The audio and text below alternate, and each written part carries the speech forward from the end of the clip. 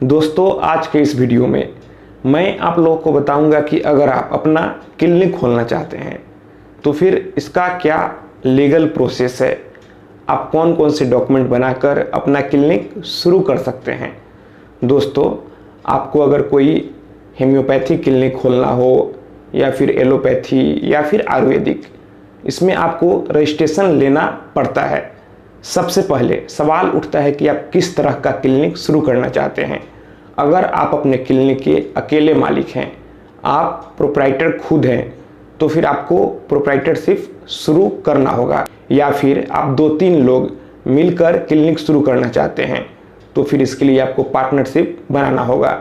या फिर अगर आपको कंपनी बनाकर क्लिनिक शुरू करना है तो फिर आपको प्राइवेट लिमिटेड कंपनी बनाना होगा।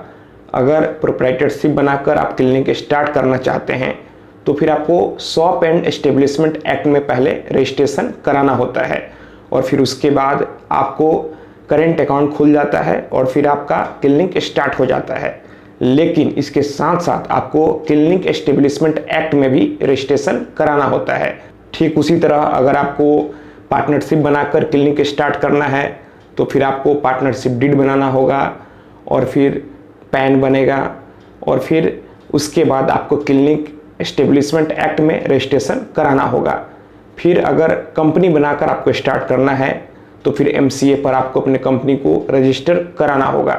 आप प्रोप्राइटरशिप, पार्टनरशिप, कंपनी या फिर ट्रस्ट किसी भी फॉर्म में क्लिनिक को स्टार्ट करें, लेकिन आपको क्लिनिक एस्टेब्लिशमेंट एक्ट में रजिस्ट्रेशन कराना ही होगा। कई लोग ट्रस्ट बनाकर भी समाज सेवा करके क्लिनिक स्टार्ट करते हैं, तो फिर आपको पहले ट्रस्ट बनाना होगा, डीड बनेगा, ट्रस्ट बनने के बाद अकाउंट खुलेगा और फिर आप अपने क्लिनिक को स्टार्ट कर सकते हैं। लेकिन इसमें भी आपको क्लिनिक एस्टेब्लिशमेंट एक्ट में रजिस्ट्रेशन कराना ही होगा, तभी आप अपना क्लिनिक को स्टार्ट कर सकते हैं। तो दोस्तों, आप किसी भी तरह का क्लिनिक स्टार्ट करें, चाहे प्रोप्राइटरशिप में, पार्टनरशिप में, प्राइवेट लिमिटेड कंपनी में या फिर एनजीओ बनाकर, आपको प्रोप्राइटरशिप फर्म बनाने में जो जो लीगल फॉर्मेलिटीज लगती है या फिर पार्टनरशिप में, कंपनी में या फिर ट्रस्ट में, उस सारे फॉर्मेलिटी, जो सारे रजिस्ट्रेशन को फुलफिल करना होगा। और इसके साथ ही साथ आपको क्लिनिक एस्टेब्लिशमेंट एक्ट में भी रजिस्ट्रेशन कराना होता है, तभी आप अपना क्लिनिक को स्टार्ट कर सकते हैं। दोस्तों, कई लोग मुझसे पूछते हैं कि किस फॉर्म में क्लिनिक को स्टार्ट करना सही होगा। दोस्तों, अगर आप एनजीओ बनाकर क्लिनिक को स्टार्ट करते हैं तो यह बेहतर होगा। आप लॉन्ग टर्म तक समाज सेवा कर सकते हैं और अपने क्लिनिक को एक अच्छे मुकाम तक पहुंचा सकते हैं। तो दोस्तों, मैं आशा करता हूं आपके वीडियो पसंद आई होगी।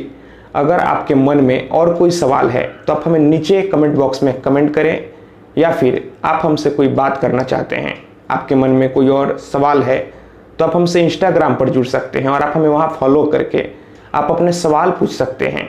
मेरा इंस्टाग्राम पर यूज़र नेम है प्रीतेश1584।